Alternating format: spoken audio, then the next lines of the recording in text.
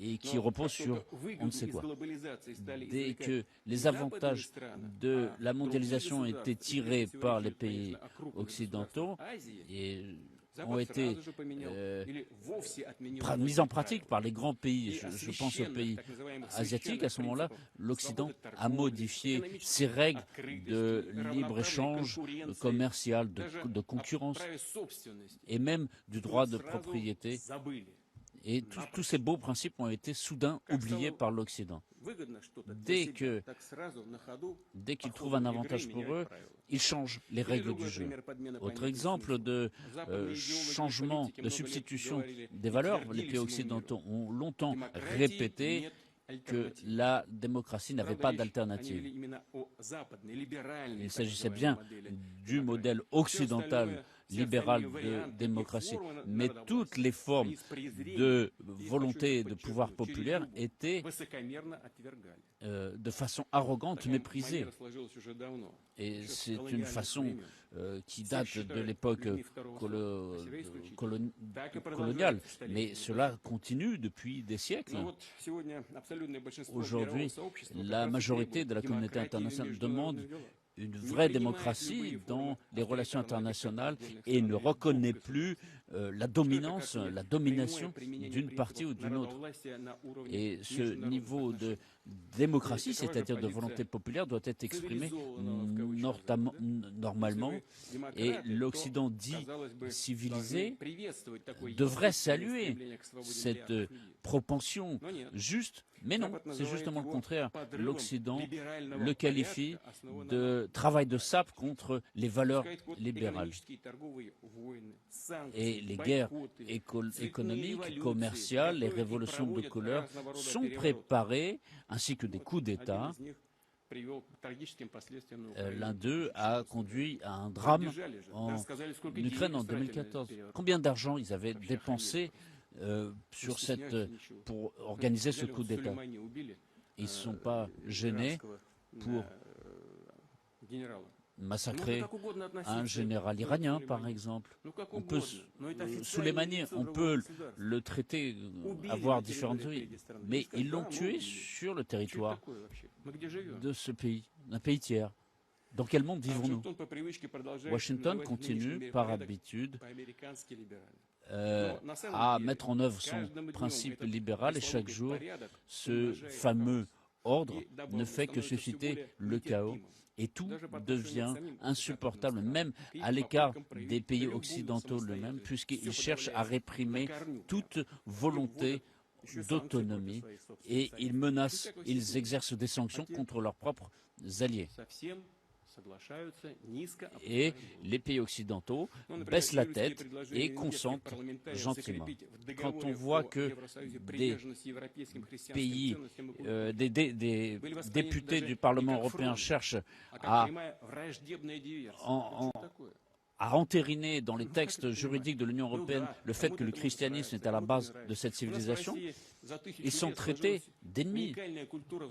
Nous, en Russie, par exemple, on a une tradition millénaire de cohabitation entre les différentes grandes religions mondiales. Nous sommes attachés mais il faut simplement se respecter les uns les autres.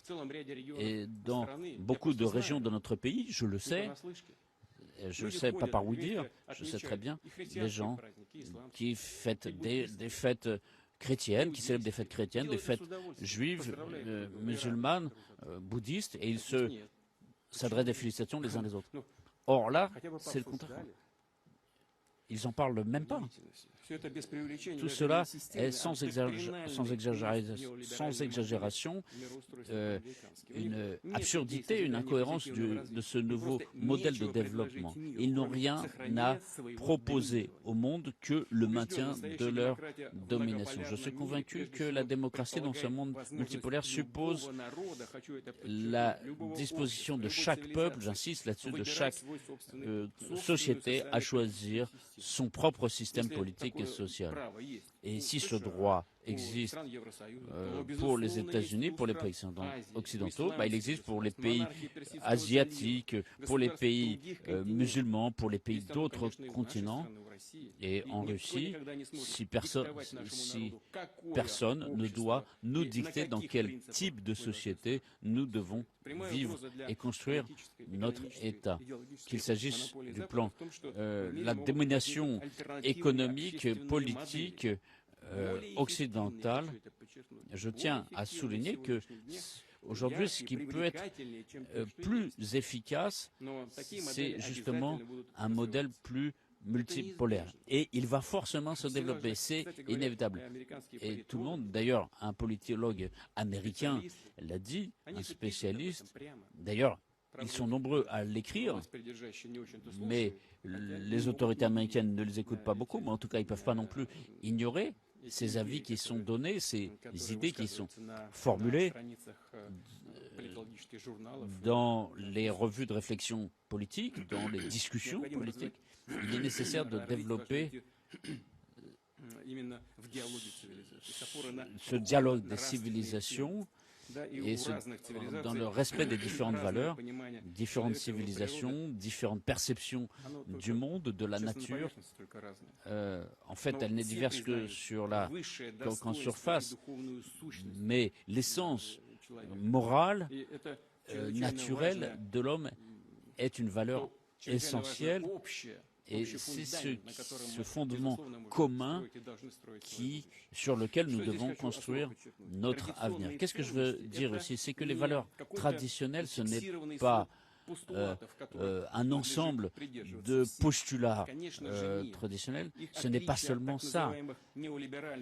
Et les valeurs dites néolibérales font que, si on les respecte, font que chaque personne est unique. Et si on réunit tout cela dans sa diversité, dans notre histoire, dans notre culture et dans cette diversité, il ne faut imposer sa volonté à personne, mais respecter, avoir une attitude respectueuse de ce que chaque peuple a choisi pendant des siècles.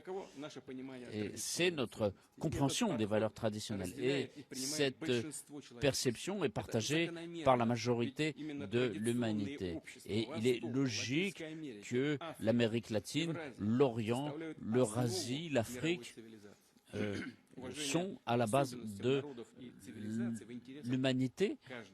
Et c'est dans l'intérêt de chacun que chaque voix soit développée.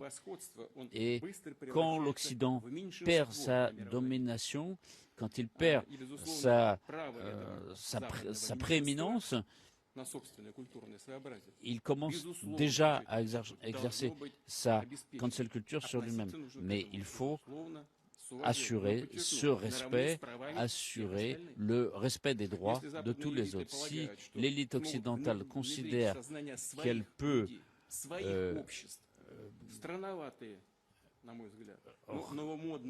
et on voit ces nouvelles tendances avec je ne sais pas combien de genres humains, cette propagande LGBT, qu'ils fassent ce qu'ils veulent. Mais ce qu'ils n'ont pas le droit de faire, c'est d'imposer cette orientation à tous les autres.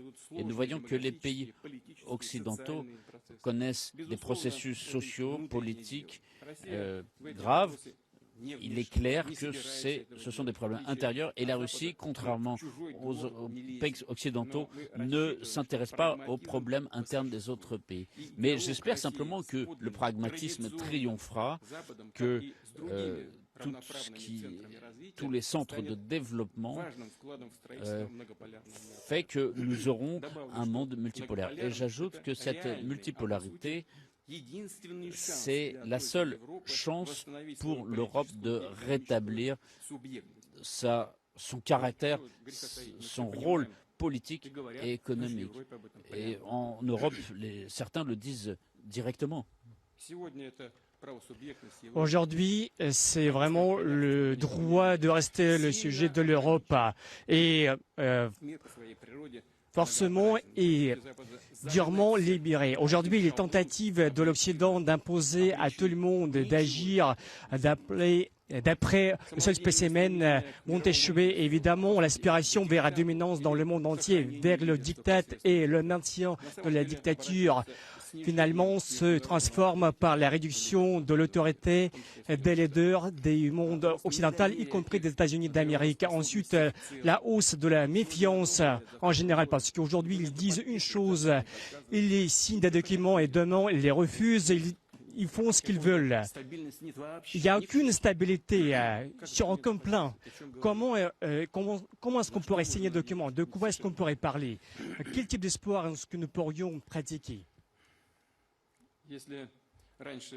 Si par le passé, par exemple, on sait, il n'y a pas beaucoup de pays qui sont permis de disputer avec les États-Unis d'Amérique comme était considéré comme une sensation. Aujourd'hui, c'est devenu une sorte d'habitude. Et aujourd'hui, certains États refusent à Washington ces revendications non fondées, indépendamment du fait qu'ils essaient toujours de faire la pression sur tout le monde. C'est une politique absolument trompeuse qui mène vers une impasse.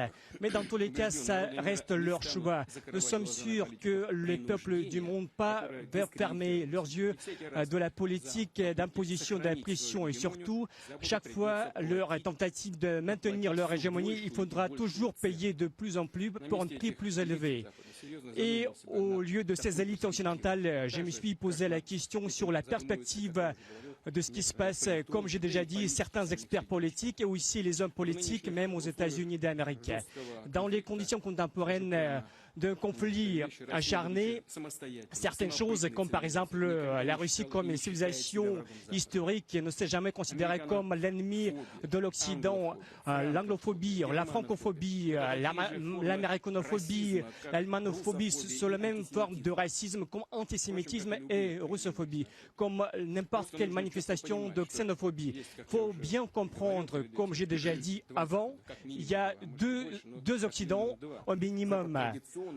L'Occident des valeurs chrétiennes, la liberté, la richesse des civilisations aussi, les valeurs des cultures musulmanes et islamiques.